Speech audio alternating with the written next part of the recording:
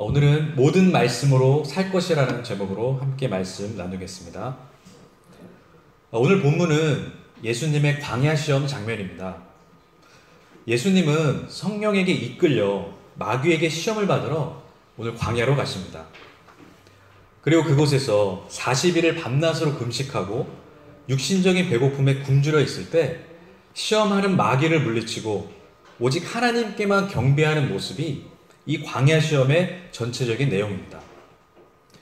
이러한 짧은 내용 속에서 예수님이 하나님의 아들로서 왜 이 마귀의 시험을 받아야 했고 이 시험에는 어떤 의미가 있는지 오늘 이스라엘의 광야 여정 사건과 함께 살펴보겠습니다. 오늘 본문 마태복음 4장 그 바로 전장 3장 말미에 보면은 예수님이 요단강에서 요한에게 세례를 받는 장면이 나옵니다. 영원한 생수이고 말씀이신 분, 오히려 피조물에게 세례를 주실 분인 창조주가 세례 요한, 즉 사람인 피조물에게 반대로 세례를 받음으로써 이 땅에서 어떻게 하나님의 나라가 펼쳐질 것인지를 보여주는 장면입니다. 그때 하늘이 열리고 하나님의 성령이 비둘기같이 내려와서 예수님 위에 임하고 하늘에서 소리가 있어 이는 내 사랑하는 아들이요 내 기뻐하는 자라 라고 말씀하셨습니다. 이렇게 세례를 받으시고 그 다음 장의 4장에서 대조적으로 마귀에게 시험을 받는 장면이 이어서 나옵니다. 먼저 예수님은 요한복음 1장에 나오듯이 그분은 말씀이고 빛이고 생명이며 하나님이십니다. 하지만 그분은 성령에게 이끌려서 마귀에게 시험을 받으러 광야로 가십니다. 성령이 예수를 이끌어서 마귀의 시험, 광야로 던진 것입니다. 그런데 그분이 왜 성령에게 이끌려서 마귀에게 시험을 받으러 그 황량한 광야로 가셔야만 했나라는 것입니다. 일반적으로 광야의 뜻은 거친 땅, 빈들, 불모지입니다. 사람이 살지 않은 그런 미개척지의 땅인 사막입니다. 그곳에는 물도 없고 농사도 지을 수 없고 사람이 전혀 살 수 없는 그야말로 불모지의 땅입니다. 한마디로 먹을 것도 없고 생존하기가 불가능한 곳, 사람이 전혀 살 수 없는 곳이 이 광야입니다. 그런데 특이한 점은 이 광야가 성경에서 하나님이 전적으로 일하는 무대로 등장합니다. 그 대표적인 예가 출애굽을 한 이스라엘 백성들의 40년 광야 여정입니다. 애굽에서 탈출한 이스라엘 백성들은 홍해를 건너고 바로의 손에서 구원한 하나님께 감사와 찬양을 했습니다. 드디어 불행 끝, 행복 시작인 줄 알았습니다. 그런데 그들을 기다리고 있는 곳이 바로 광야 생활이었습니다.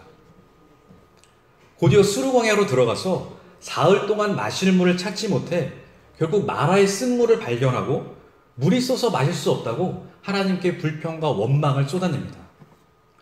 그래서 하나님이 한 나무를 가리키시고 모세가 그 나뭇가지를 꺾어서 물에 던지니 쓴물이 단물로 변해서 백성들은 그 갈증을 해결합니다. 그곳에서 하나님은 나는 너희를 치료하는 하나님 여호와 라파라고 말씀합니다. 그런데 이스라엘 백성들은 그 갈증이 해결되니까 이제는 먹을 것이 없다고 또다시 원망하고 불평합니다. 우리가 애굽 땅에 있을 때는 그래도 고기 가마 곁에 있어서 배불리 먹었는데 여기 광야는 먹을 것이 하나도 없고 하나님이 이 광야로 우리를 이끌어내서 여기서 굶어 죽겠구나. 출애굽기 16장 12절에 보시면은 내가 이스라엘 자손의 원망함을 들었노라. 그들에게 말하여 이르기를 너희가 해질 때에는 고기를 먹고 아침에는 떡으로 배부르리니 내가 여호와 너희의 하나님인 줄 알라 하라 하시니라. 하나님은 이 광야에서 그들에게 계속해서 먹을 것을 공급해 주십니다. 그러나 여전히 불순종과 악한 말로 원망하는 백성들에게 하나님은 진노하십니다. 그것이 잘 나타내는 장이 민수기 11장입니다. 5장과 7절을 함께 보시면은 우리가 애굽에 있을 때에는 값없이 생선과 오이와 참외와 부추와 파와 마늘들을 먹은 것이 생각나거늘 이제는 우리의 기력이 다하여 이 만나 외에는 보이는 것이 아무것도 없도다 하니 만나는 가시와 같고 모양은 진주와 같은 것이라. 백성들은 하나님의 은혜로 애굽을 극적으로 탈출하고 이제는 하나님 나라의 진정한 자유와 구원을 얻었습니다. 이제는 자유입니다. 더 이상 애굽의 바로의 노예가 아닙니다. 그러나 자유의 신분이 되었음에도 불구하고 하나님의 인도하심을 받고 있음에도 불구하고 끊임없이 애굽을 그리워하고 있습니다. 왜일까요? 왜 애굽의 삶, 노예의 삶을 여전히 그리워할까요? 그것은 그들이 바로 광야라는 곳에 있었기 때문입니다. 척박한 광야에서는 그들이 좋든 싫든 하나님이 주시는 만나만 먹어야 합니다. 광야에서는 하나님이 주시는 것만 먹어야 살기 때문입니다. 그런데 백성들이 원망과 불평과 불순종의 그 뿌리, 그 마음의 뿌리 실체는 모든 공급의 원천인 하나님을 대적하고 증오하고 분노하는 것입니다. 그래서 하나님은 그들이 그렇게도 원하는 고기를 그 냄새도 싫어할 정도로 메추라기를 보내서 고기가 아직 이 사이에 있어 씹히기도 전에 하나님이 진노하사 그들을 쳐서 전부 멸해버리십니다.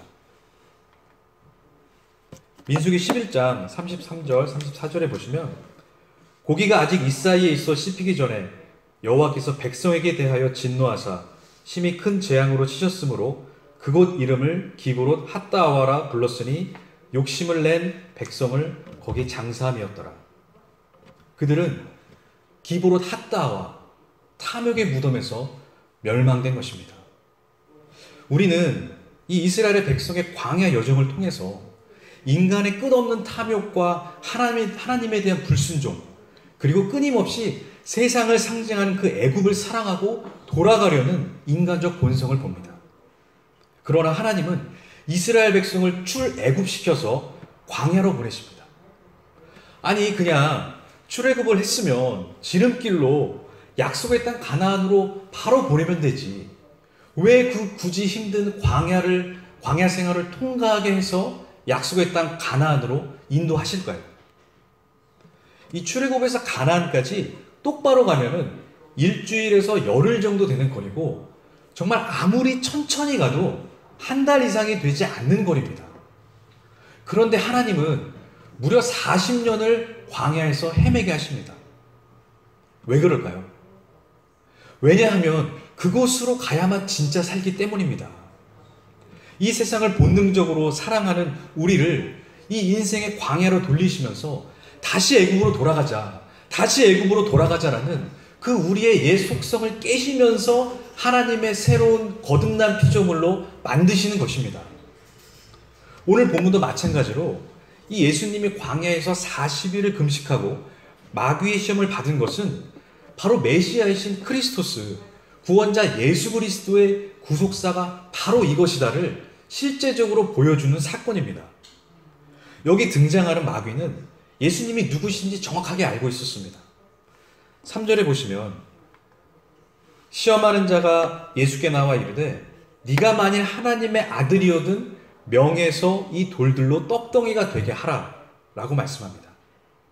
이 시험하는 자, 마귀는 지금 이 만약이라는 가정법을 쓰면서 네가 만약 하나님의 아들이거든 이란 말로 이 돌들을 명해서 떡덩이가 되게 하라는 눈에 보이는 증거와 능력으로 네가 하나님의 아들임을 증명해 보라는 것입니다.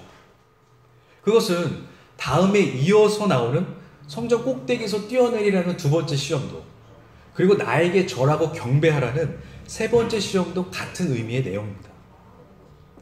개역성경엔 이 돌들로 떡덩이가 되게 하라 라는 구절이 세번역 성경에는 이 돌들에게 빵이 되라고 말해보아라 라고 나옵니다. 헬라어 성경에도 이 구절이 에이페의 원형인 레고, 말하다, 명령하다의 뜻으로 쓰입니다. 그러니까 마귀는 교묘하게도 예수님에게 돌이 떡이 되라고 말해봐 라고 시험하는 것입니다. 그러나 예수님은 대답하시죠. 사람은 떡으로만 살 것이 아니라 하나님의 입에서 나오는 모든 말씀으로 사는 거야 라고 말합니다. 이 말은 광야 사건을 그대로 기록한 신명기 8장 3절에도 나옵니다. 너를 낮추시며 너를 줄이게 하시며 또 너도 알지 못하며 네 조상들도 알지 못하던 만나를 내게 먹이신 것은 사람이 떡으로만 사는 것이 아니요 여호와의 입에서 나오는 모든 말씀으로 사는 줄을 내가 알게 하려 하심이라. 이 말씀과 같은 맥락입니다. 결국에 사람의 존재, 진짜 살아있다라는 그 말은 사람은 떡으로만 사는 것이 아니라 오직 여호와의 입에서 나오는 모든 말씀이 진짜 사람을 살리는 말씀이라는 것입니다. 그래서 예수님이 이 땅에 오신 것은 우리가 단순하게 떡만 먹고 사는 단계가 아니라 진짜 생명인 예수님의 입에서 나오는 모든 말씀으로만 유일하게 산다라는 것입니다. 그런데 여기서 이 떡이 전혀 우리 삶에 필요 없는 것일까요? 이 떡을 안 먹고 사는 사람들이 있을까요? 사실 저는 이 떡을 무지하게 좋아합니다. 너무나 맛있어서 참을 수가 없습니다. 끊을 수가 없어요. 당연히 우리 생존에 절대적으로 필요한 이 떡은 이 땅에서 육신으로 사는 우리에게 반드시 필요합니다. 떡을 먹어야 살죠. 떡을 안 먹고 어떻게 살 수 있겠습니까? 그러나 그 육신적 떡으로만 살 때, 그 떡에서만 멈춰서 살 때 그것은 하나님의 생명으로 사는 게 아니란 것입니다. 그렇기 때문에 하나님은 하나님의 자녀인 성도를 이 광야의 인생에서 다시 애굽으로 돌아가려는 그 육신적 본성을 꺾으시면서까지 우리를 반드시 떡에서 말씀으로, 애굽에서 광야로, 그리고 약속의 땅 가나안으로 인도하시는 것입니다. 그것이 하나님의 은혜요 아가페 사랑입니다. 예수님이 이 말씀으로 산다를 말씀하신 이유는 이 말씀이 진짜 유일하게 사는 것, 진짜 생명이며 영원한 진리의 말씀이다를 이 마귀의 시험 한가운데서 확증하고 증명해 버린 것입니다. 성도 여러분, 오늘도 우리는 떡이냐 말씀이냐, 표면적으로 눈에 보이는 것이냐 보이지 않는 것이냐로 끊임없이 고민하며 시험 받고 있습니다. 그래서 이 광야 시험은 사람의 본질적인 체험이냐 결핍이냐의 갈림길입니다.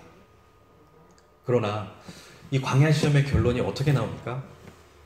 10절에 함께 보시면은, 이에 예수께서 말씀하시되 사탄아 물러가라 기록되었으되 주 너의 하나님께 경배하고 다만 그를 섬기라 하였느니라. 예수님은 이 광야 시험을 이기고 사탄아 물러가라 라고 말씀하셨습니다. 그 승리를 우리에게 이렇게 말씀으로 보여주심으로써 우리가 더 이상 떡에서만 멈춰서 사는 것이 아니라 하나님의 입에서 나오는 말씀으로 사는 것, 진짜 살게 하시는 것입니다. 바로 예수 그리스도가 십자가에서 죽고 부활해서 우리를 죄와 사망에서 건지시고 이 복음의 진리의 말씀으로 새로운 피조물로 살게 하시는 것입니다. 모든 상황에서 사람은 떡으로만 사는 것이 아니라 모든 말씀으로 살고 우리 주 하나님만 경배하고 주님만 섬기리라. 이러한 귀한 고백하는 우리 모든 성도분들 되시길 바랍니다. 이 시간 함께 기도하시겠습니다.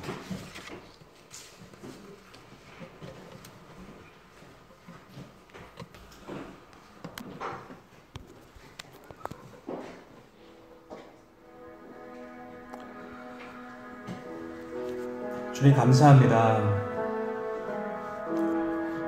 예수님의 이 광야 시험은